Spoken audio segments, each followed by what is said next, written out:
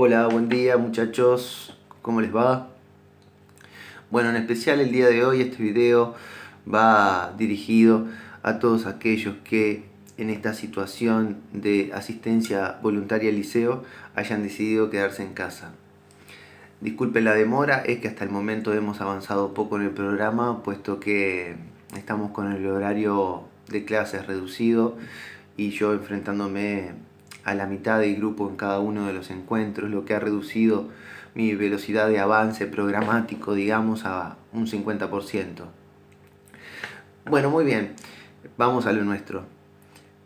Vamos a introducirnos en una nueva unidad, la unidad 2 del programa, aunque sea el tercer tema que hemos tratado, puesto que cuando estuvimos trabajando con el primer monólogo de Fausto y con su autor, el señor Goethe, estábamos en realidad dentro de una unidad introductoria sin numerar, una especie de unidad 0, que convierte, digamos, a esta unidad donde trabajaremos con el narrador Franz Kafka en el tercer tema, pero en el autor de la segunda unidad del programa. Esta unidad se titula Del realismo a la contemporaneidad. Para eso tenemos que ajustar nuestro concepto de lo que es el realismo. Kafka, Franz Kafka, es un autor nacido en Praga, ex Checoslovaquia, actual República Checa. Kafka hablaba checo, pero escribió toda su obra en alemán. Tanto es así que para algunos la traducción directa del término en alemán que titula la novela que trabajaremos no sería específicamente la metamorfosis, sino más bien la transformación. Sin embargo, el término metamorfosis arroja un componente biológico que el vocablo o sustantivo transformación no aporta. Para muchos, metamorfosis, aunque no obedezca a la traducción literal, es una variante muy superior en términos de insinuación o de connotación o de sugerencia narrativa. Kafka lo ubicamos a finales del siglo XIX, comienzos del XX. A lo largo del siglo XIX en Europa, la narrativa más frecuentada era una narrativa de tipo realista, es decir, ese tipo de ficción que cuenta acontecimientos que, si bien no ocurrieron, bien podrían ocurrir, porque el mundo de la novela, pongamos por caso, no desobedece ninguna norma o principio estructurante de la realidad. Es decir, que el objetivo del libro es reflejar la realidad tal cual es, alterando sí los personajes, los acontecimientos, pero no violentando el comportamiento real de la realidad, digámoslo así de manera redundante.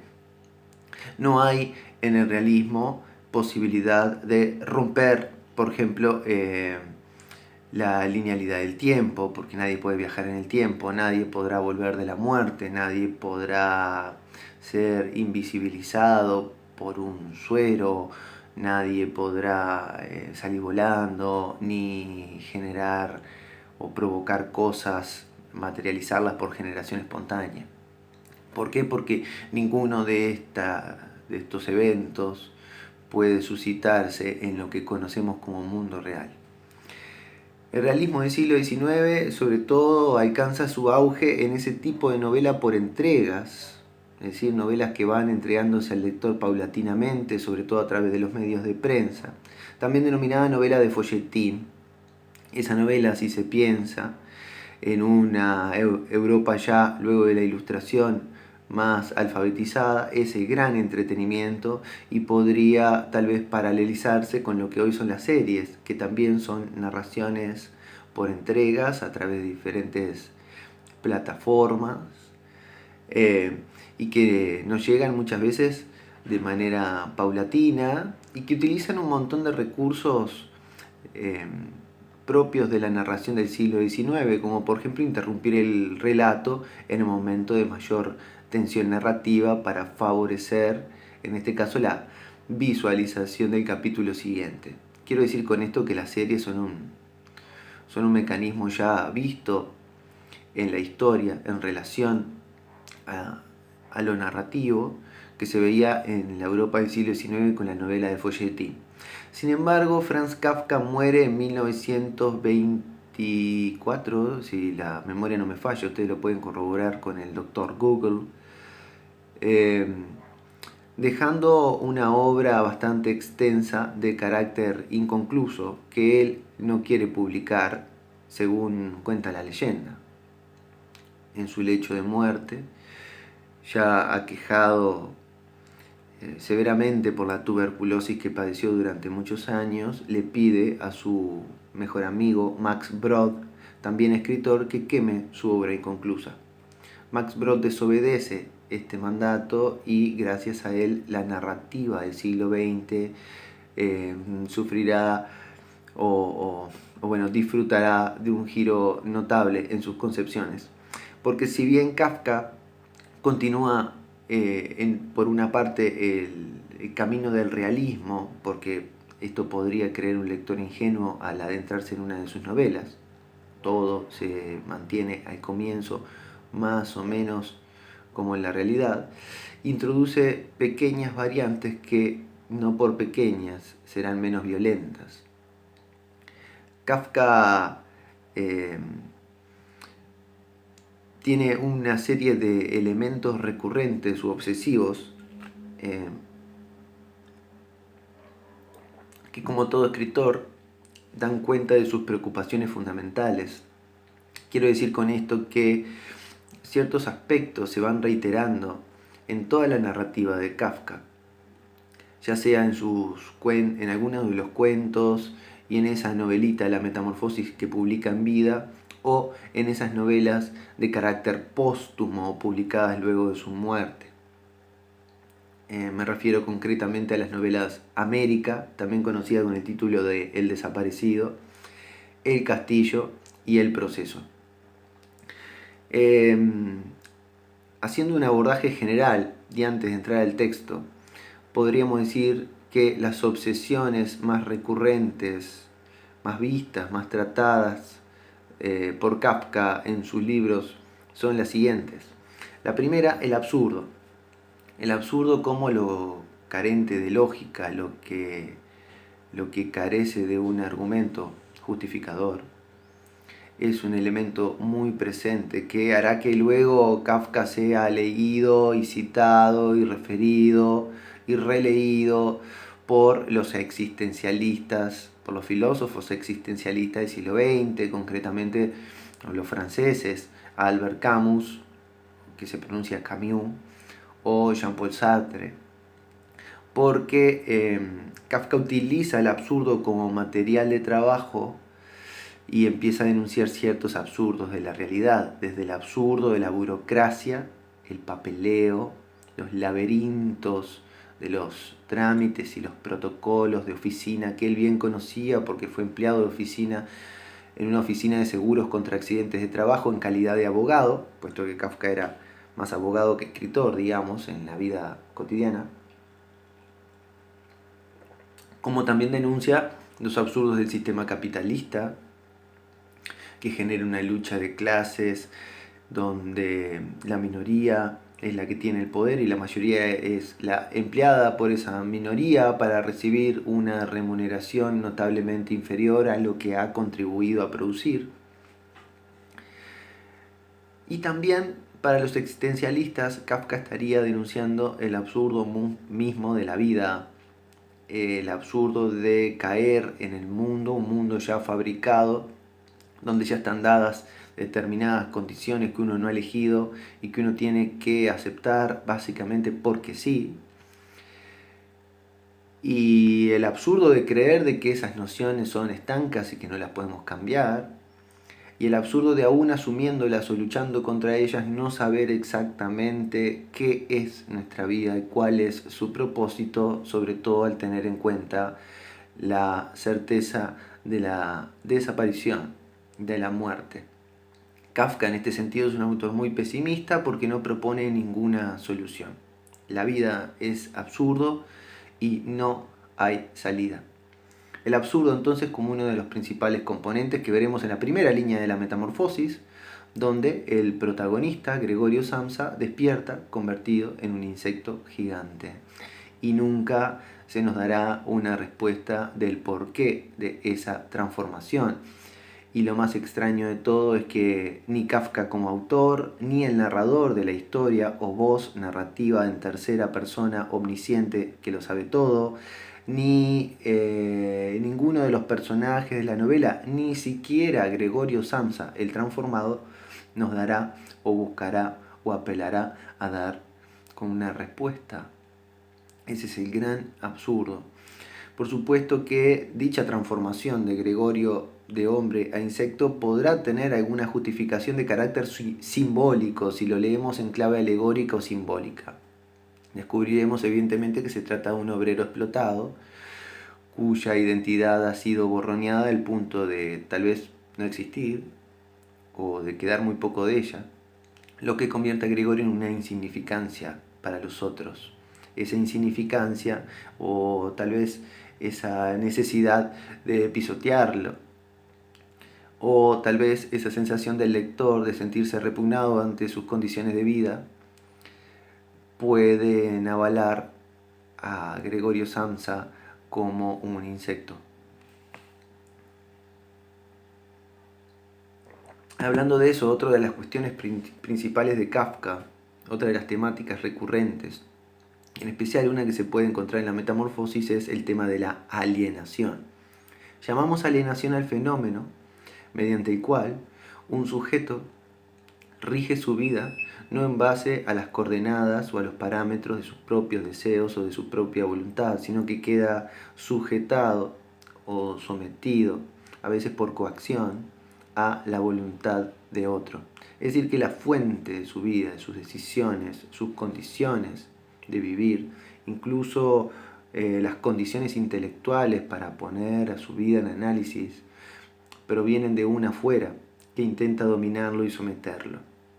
Para decirlo con un juego de palabras, digamos que un alienado es un sujeto sujetado, es un enajenado cuyo centro está afuera y poseído y manipulado por otro. Por supuesto que la alienación se aplica perfectamente a la condición del obrero del siglo XX, y ni que hablar del siglo XXI. La diferencia, según algunos filósofos, es que antes la alienación por coacción y por explotación era muy visible e incluso generaba ciertas luchas, ciertas revueltas de los obreros por sus derechos ante los capitalistas jefes que los emplean.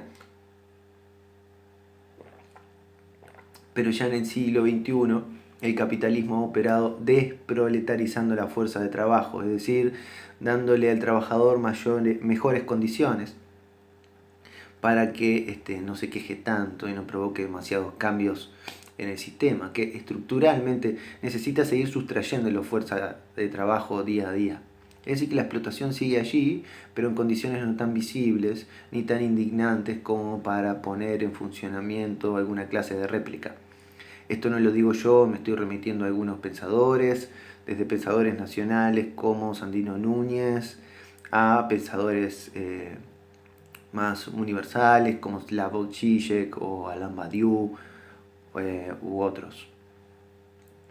Otra figura interesante, muy vinculada a la propia vida de Kafka, es la figura hostil, agresiva y autoritaria del padre. Kafka era judío, formaba parte de un núcleo familiar judeo-cristiano, patriarcal, donde el centro era el padre. Y él, como el único hijo varón de la familia, luego de haber perdido 2 hermanos varones, siendo estos niños, es el que recibe la mayor atención y el mayor rigor por parte del padre. Es muy famosa la relación tensa entre Kafka y su figura paterna, que queda patentizada, queda escrita en una larga carta que Kafka le escribe a su padre y que nunca le da, y que se publica luego de su muerte con el título de Carta del Padre, donde Kafka lo vuelve responsable de muchos de sus fracasos como persona, de sus debilidades como ser, por ejemplo, del fracaso en muchas de sus relaciones, de cierto sentimiento de inferioridad o de culpa que lo atraviesa.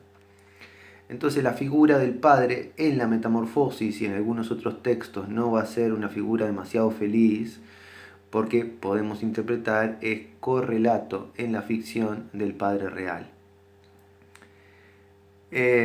La culpa precisamente es otro de los sentimientos, decíamos, que estructura a sus personajes, que siempre se sienten un poco pequeños ante la situación que los rodea, con un sentimiento de impotencia, de desesperación, y en el caso de Gregorio Samsa, protagonista de la Metamorfosis, evidentemente de culpa y de automortificación por no cumplir con los mandatos, ya sea del sistema laboral, encarnado en la figura del jefe o del procurador, que aparecerán en el texto ahí en el capítulo 1, o bien no cumplir con los requisitos de la familia, personificado esto en la figura del padre, desde luego. Gregorio es un personaje que, si no cumple con lo que otros dicen de él, sencillamente desaparece, porque no posee un deseo propio, porque nunca menciona una aspiración más allá que la que le corresponde como hijo de familia, o la que otros han dicho que le corresponde. En este sentido, un alienado no piensa, sino que es pensado, no dice, sino que es dicho. Y recuerda un poco a un extraño parásito que aparece en uno de los textos de Juan José Millás, escritor muy kafkiano, aún vivo, español, donde al parecer se cuenta que existe un pez que se mete en la boca de otro más grande, le come su lengua y termina ocupando su lugar. Ese gesto de otro que viene, te come la lengua y ocupa ese lugar, como si quedara hablando por ti, creo que es un perfecto ejemplo de lo que es el fenómeno de la alienación. La incomunicación es otro de los factores centrales que bien podríamos aplicar a nuestra época, porque el siglo XXI, según algunos pensadores, es el siglo donde ocurre, como todos sabemos, una revolución de las comunicaciones, pero no por eso una mejora de la comunicación per se. ¿Qué quiero decir? Que cada vez tenemos más medios para decir, pero menos que decir. Y esto justifica un estado comunicativo permanente, donde los mensajes pierden pertenencia y pertinencia, es decir, pierden relevancia y pierden carácter propio, se despersonalizan y empiezan como a girar y a girar y a circular permanentemente, donde no se dice nada importante, digamos, o demasiado importante. La incomunicación o los malentendidos en la comunicación son característicos en la obra de Kafka. Siempre los personajes están exasperados porque no logran que se interpreten bien o no logran interpretar muy bien lo que los demás les dicen. Esto también revela una característica propia del lenguaje, que es esa, la incapacidad que tiene el lenguaje para generar una comunicación absolutamente plena entre dos hablantes. Esto sería meternos en la teoría lingüística y la dejo por ahí, pero todo el mundo lo sabe a esto. Otro de los factores pesadillescos en la obra de Kafka es el intento por buscar un objetivo que a medida que se acerca parece que se aleja. Esto nos remite un poco, a la imagen pesadillesca de querer correr y de no poder avanzar, o de correr pero sentir que nuestro objetivo sigue a la misma distancia. Esa especie de movimiento que nos encapsula, de movimiento que está quieto. Es parecido un poco al comportamiento de la asíntota en matemática, ¿no? Si tenemos los ejes, la asíntota es esa curva que se acerca infinitamente al eje pero nunca lo corta. Así, de manera asintótica, se comportan los personajes de Kafka, que andan corriendo detrás de un objetivo, como el señor K, protagonista de la novela El Proceso, que busca desesperadamente entender por qué la ley lo ha procesado y nunca lo descubre. O el protagonista de El Castillo, que quiere llegar a un castillo de donde lo han contratado como agrimensor y nunca lo alcanza. O el señor Gregorio Samsa, protagonista de la Metamorfosis, que desesperadamente quiere salir de ese cuarto y de esa casa para subirse a un tren y cumplir con su trabajo y jamás podrá hacerlo. Esto genera como cierta desesperación en los personajes de Kafka, cierto clima claustrofóbico o opresivo, que también por supuesto es del lector. Kafka no es un autor cómodo. Esto genera también como ciertos climas oníricos. Cuando digo onírico me refiero relativo al mundo de los sueños, o como decía también de pesadilla. Algunos definen lo kafkiano como esa circunstancia donde la realidad se enrarece, genera extrañamiento, corre o desfasa sus coordenadas al punto de desorientarnos o de impedirnos interpretar lo que está ocurriendo desde el ángulo o el criterio habitual. Lo kafkiano es precisamente eso, un hombre que de la noche a la mañana se transforma en un insecto gigante, nunca sabremos por qué, aunque todo el resto de la novela transcurra sin que nada extraordinario ocurra, es decir, nada fuera de lo natural, nada maravilloso ocurre más allá de la transformación de Gregorio Samsa, que es injustificada o incausada o inexplicada. A diferencia de otras narraciones fantásticas, Kafka ni siquiera se toma el trabajo de inventar una explicación. Todo queda ahí fundado en esa extrañeza que se mantiene a lo largo de toda la novela, hasta que finalmente el lector, podríamos decir, entra en el juego de lo kafkiano y ya se da cuenta que esa respuesta a la transformación no va a ocurrir y que por tanto tiene que aceptar ese absurdo, como acepta el absurdo de la vida. Esa es una de las claves para entender a Kafka. Como ven también, Kafka elabora una fuerte crítica al sistema capitalista al poner en escena la vida de Gregorio Samsa, un hombre que vive para trabajar y no trabaja para vivir, que ha, digamos, permutado el criterio razonable, como muchos lo han permutado y así lo ejercen en el mundo en el que vivimos. Y también es un hombre que desprecia, como decíamos, el sistema burocrático, el sistema de el papeleo. Kafka, al trabajar como abogado en una oficina de seguros contra accidentes de trabajo, no solo vivió el tedio, la vida gris y chata del hombre de oficina, sino que también vivió como testigo las condiciones de explotación de los obreros que venían allí, evidentemente, porque habrían tenido algún accidente precisamente por estar trabajando en condiciones infrahumanas. En resumen, entonces, Kafka como uno de los autores más importantes del siglo XX, que utiliza el absurdo como materia literaria, que abre nuevos caminos para narradores que vendrán después y que harán referencia directa o indirecta a él, de un modo inevitable. Para citar algunos, como decíamos, Jean-Paul Sartre, Albert Camus, Eugene Ionesco, Samuel Beckett, hasta el propio Juan José Millás que le cité y muchos otros. Un autor de familia judía que representa de manera simbólica en sus narraciones muchas de sus preocupaciones interiores y provenientes de su vida real, y que escribe y publica en 1915 esta novela La Metamorfosis, que no fue demasiado tendida en la época, pero que luego, junto con todo el grueso de la obra póstuma de Kafka, cambiarían el sendero, el derrotero, el camino de la narrativa del siglo XX para siempre. Kafka es uno de los titanes. En la siguiente entrega, en el siguiente video que colgaré en unos días, sean pacientes, vamos a comenzar con el análisis del texto. Así que por favor lean el capítulo 1 en la versión PDF que les envié al grupo. Un abrazo, espero que nos veamos muy pronto, se los extraña, cuídense y ojalá las condiciones cambien rápido y podamos vernos todos otra vez. Nos vemos.